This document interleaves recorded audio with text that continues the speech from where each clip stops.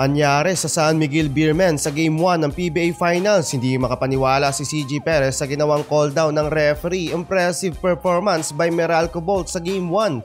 Bounce back sa Game 2 ang Beermen. So ayun nga mga idol, na hit ng Meralco Bolts ang advantage to take the first lead sa best of 7 series ng 48 season PBA Finals. First half, struggle lang naman mapabot offense and defensive play ang Meralco Bolts dahil sa mainit na bukana ng San Miguel Beermen sa opening ng frame. First half hawak ng SMB ang game 44-51, up by 7 points yan mga idol. Yun nga lang, malaking problema ng SMB sa first half. 2 minutes and 29 seconds remaining ng second quarter, nasampal sa muka si CJ Perez ng offensive foul kontra kay Cliff Hodge na bigyan naman ng blocking foul. Eto kasi mga idol, medyo controversial daw na tawag ng referee dahil naging successful yung challenge dito ng Meralco Bolts, pero sa dulo ay naging personal foul pa para sa SMB Star. Yun nga lang, grabe yung frustration niya mga idol dahil pang-apat na personal foul niya na to sa loob lamang ng first half. Although ganun yung nangyari, natapos niya ang laban with 20 points, 7 rebounds and 2 assists. Ayon kay CJ Perez, finals ngayon, hindi dapat tinatawag ganun kanipis na foul. Madami daw silang turnovers at sa offensive rebounds daw talaga sila natalo. Pero medyo kapansin-pansin mga idol na medyo may pagkabuaya yung naging play doon ni CJ Perez. Para sa aking opinion lang naman to mga idol.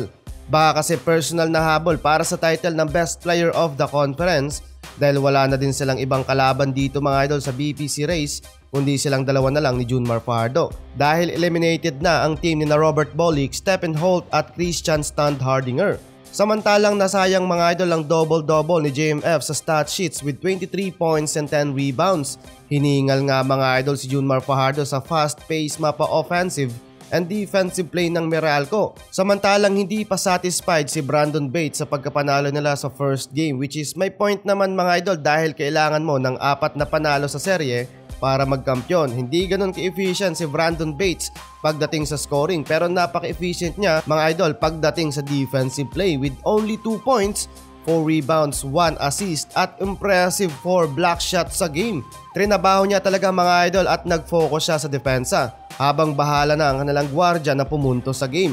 Naging catalyst mga idol ng Meralco Bolts sa Game 1 si Chris Newsome kung saan kumamada siya ng 18 points, 6 rebounds, 5 assists and 2 steal while shooting 8 of 17 from the field at 18 points din mga idol para kay Chris Banquero. Nagtapos mga idol ang Game 1 with up by 7 points, 86-93. Malaking kawalan din mga idol si Terence Romeo at Keith Jimenez sa team. Eto mga player na to kasi mga idol ay paniguradong kayang makipagsabayan sa fast break mood ng Meralco Bolts at isa yon sa dapat makounter ng SMB sa Game 2 kung paano nila mapaslow down ang run ng Meralco Bolts. Babawi daw mga idol ang SMB at magkakaroon daw sila ng malaking adjustment sa game. Well, abangan natin yan mga idol. Pero feel free to comment sa ating comment section kung ano nga ba ang naging conclusion mo sa naging laban ng SMB at Meralco Bolts sa Game 1.